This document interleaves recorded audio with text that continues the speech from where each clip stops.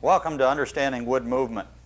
In all of the travels doing seminars about woodworking, I found that one thing that most woodworkers ask me about is, what about compensating for wood movement, that creep that wood has? Well, I thought I'd try to explain a few of the areas about that and help you understand how it works and how you can apply it to the projects you build. I'll also show you a few of the mistakes I made along the way, and hopefully that'll help you be a better woodworker. Let me direct your attention over here for a minute. And this is not exactly the best drawing, but it does show you a couple of things. First of all, imagine a log that's been cut. It is laying long like so, and the longest axis in the boards would be the longitudinal axis. That's an important thing to remember, because the longitudinal axis has the least amount of wood movement. And so when studs in a house are stood vertically, you don't expect much movement there. As we look at the end, if we could just look at a section view of this end and bring it down here, what I've shown you is two other axes. This R is what we call the radial axis, and it radiates from the center. There's also a tangential or tangent axis, which is tangent to the annular rings. This is real important because the tangential axis has the greatest amount of movement in wood. And in most cases, this is only a generalization, the tangential movement is twice the radial. In other words, it's twice as much movement across that board. Well, what's that mean to you? At this point, it may not mean much, but let me show you something. If we were to cut boards out of a tree, we could either quarter saw them or flat saw them.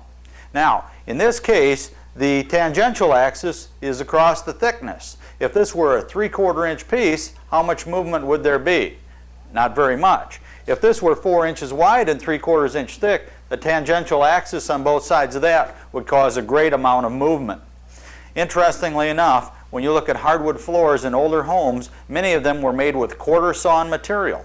That allowed them to cope with the movement of the floor. And if you've ever seen a hardwood floor under a radiator where water dripped forever, the boards tended to hump and crown up. Hard to believe there'd be that much movement. Before we started this video today, I took this piece of 2x10, 2x12, and I cut a saw kerf down the middle. And for about 2 hours now, half of it's been in the water, the other half has been out. Before we're done, we're going to pull that out of the can and see if we can see the movement in this piece of wood to get an idea of what happens in a short period of time. Well, we've talked a little bit about that. Let me show you some boards that give you some examples of, first, quarter sawn, and again you can see the annular rings go from face to face or up and down. Flat sawn goes across the board like so. Here we see one with very tight annular rings. In other words, if you look at those rings, they're much closer together. This is more of a rift sawn, that is, that comes across at an angle. This movement would still be greater than this piece here. Now, there's something else about this that is important. As we look at the bands here, a band is considered one area. An annular ring is a light and dark area. That is to say, what we have when we add these two together is 1 year's growth. The lighter material is what we call the early wood, and it grows early in the year, spring, when there's a lot of rain. The late wood is the more resinous material. It grows late in the year as we get into July and August in our growing season, and maybe later depending on where you live. But what happens is those two make up a year's growth. In some trees, those rings are much closer together, which means the growth is slower. With slow growth wood, you have more density. In other words, the board weighs more even though it's the same species. So that has a lot to do with wear too. As you look at this piece, when we turn it up like so, you see that each one of those late wood areas, which are harder, the summer wood, will give you a more tough surface. On this piece, you can see that there are smaller bands, and the softer area, the early wood or spring wood, is much wider. Now, if you've ever walked across a hardwood, or a porch floor, you may have noticed the quarter sawn boards stay tough like this, whereas these will wear away. These are the ones that give you the splinters as you slide across the porch floor, because the wear of the softwood away from the harder area causes it to break away. Now, do all species have this pronounced a grain? Absolutely not. But these really exemplify those differences, and I think they're important to the understanding. Well, how does wood movement impact what we do? Let me give you an example or two. First of all, in gluing two boards together, we may choose to make a dovetail joint.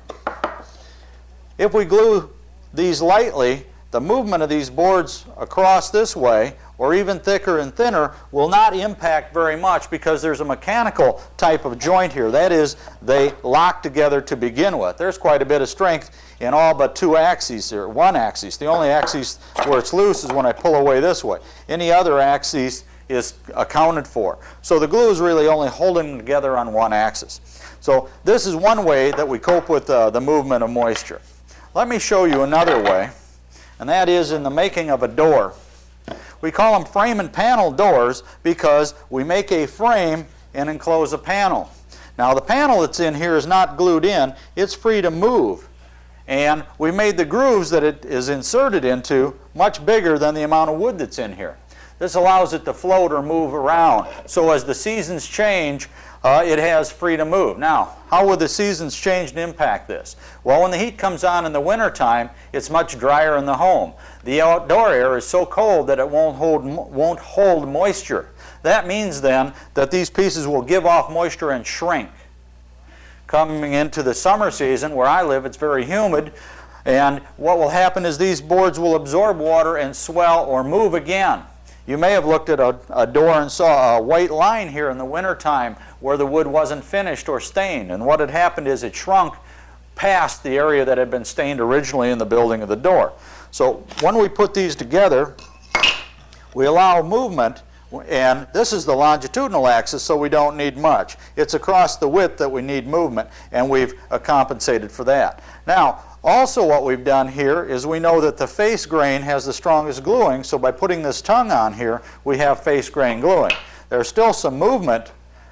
In this case, it's the longitudinal axis, and in this case, it would be probably the tangential axis because it's flat sawn. If it were quarter sawn, then it would be the radial axis. There's more movement here, which means then that that's also why we cope that joint, or where it goes together and makes that line. As this board moves a little bit, that miter will still stay tight.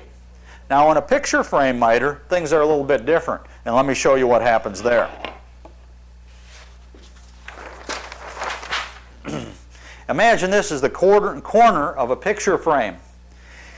If the moisture content is right and we glue this up, we'll have a nice picture frame corner like that. But let's suppose the moisture content of the wood was a little lower than we expected. Let's say we build it in the wintertime, now it's August, the humidity's high, and we start to see some growth.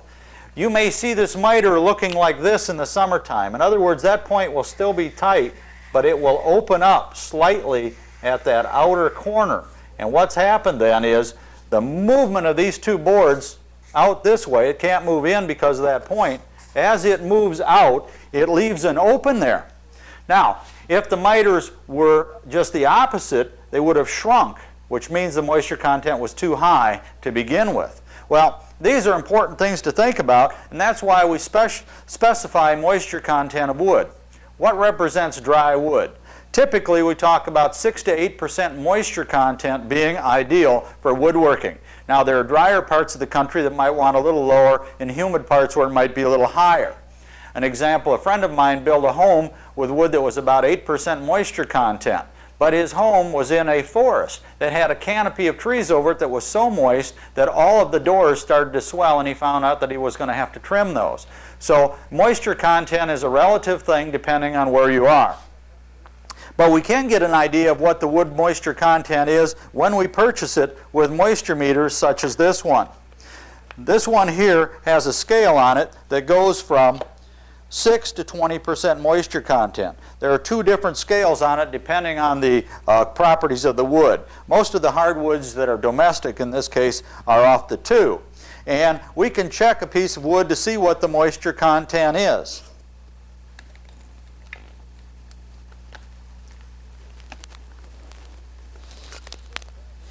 You can see that the 6 is glowing, which tells me it's either 6% moisture content or slightly beneath that.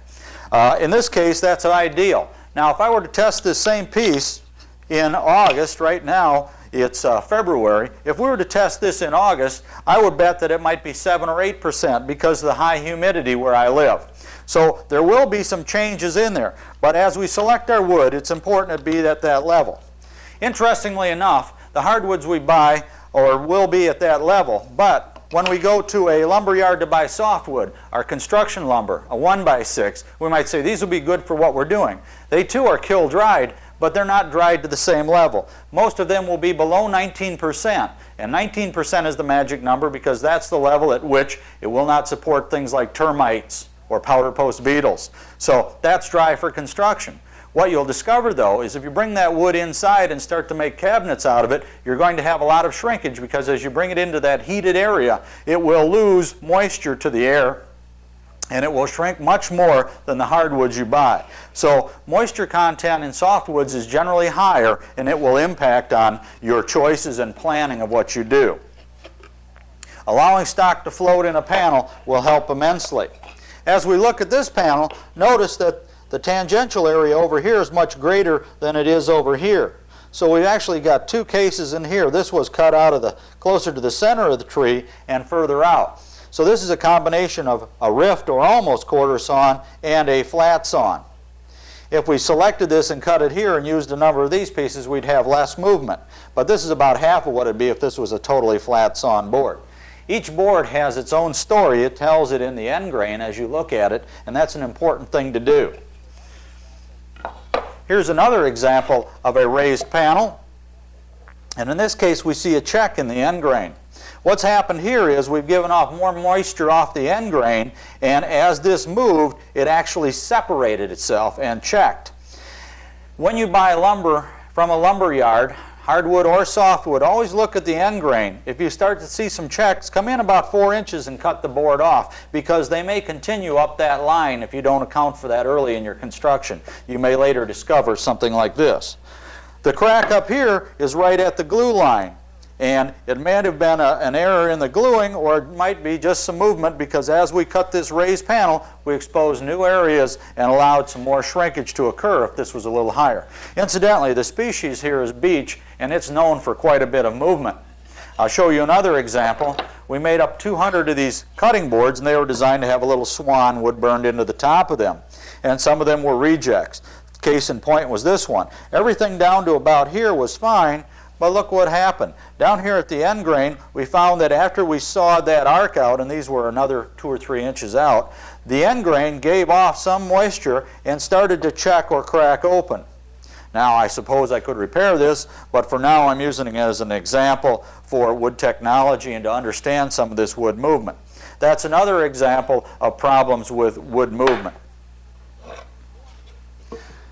The corners on this box are kind of interesting. We're seeing this box joint is opening up and it's trying to crack on us a little bit, right up here and here. And what's happening is we glued a piece of wood across the top here, and as that shrinks, it's trying to lift that joint open and actually break it. It's hard to believe that there's that much stress that can be generated in a piece of wood, but that's exactly what's happening here. Once we cut this open, maybe the stress will relieve itself, but this may want to rock a little bit. We might have to trim it off to make it flat. So if we plan this differently and maybe put this inside a frame, such as in a frame and panel door, we might not have had that problem. So wood movement really impacts on a lot of the things we do. And it's important to allow for that movement. One final example here, I've cut this piece open, and this is actually a raised panel that was a flaw, and we ended up replacing it. But you can see that we've raised the panel, and I sawed this, and it's a beautiful joint that fits together well. Closer into the center here, the joint started to open at this end, and we had a little movement, and it may have been that the joint was really pressed to begin with. In other words, we really muscled down on the clamps more than we needed to close that, and then as the moisture content was given off, it started to separate.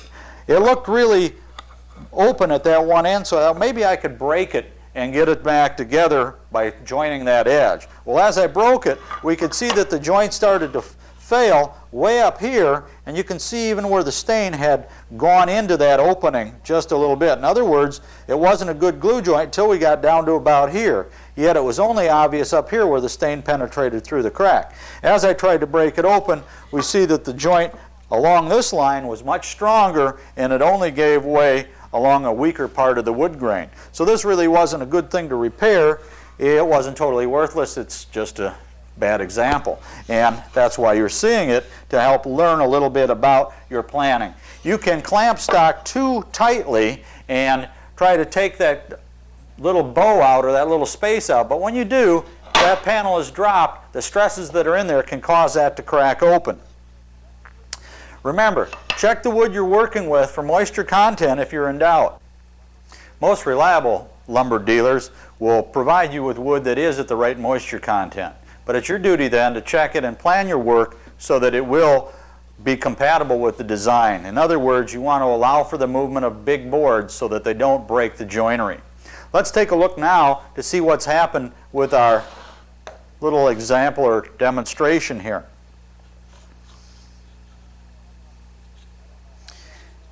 I don't know how well the camera will pick that up, but I see almost a 30-second of growth in about 2 hours of time. So if we were to leave this in over the weekend, it would actually be a 1/4 inch of growth there. It's hard to believe that wood will move that much, but this is a good example over a short period of time, and one that you might try at home just to see how much movement you'll get in the species you're working with. Well, that gives you a little bit to think about as far as planning your work and coping with moisture content and wood movement in the projects you build. But remember, to be a better woodworker, you have to do more woodworking, and I'd urge you to do that. Thanks for watching. Hope to see you on another tape.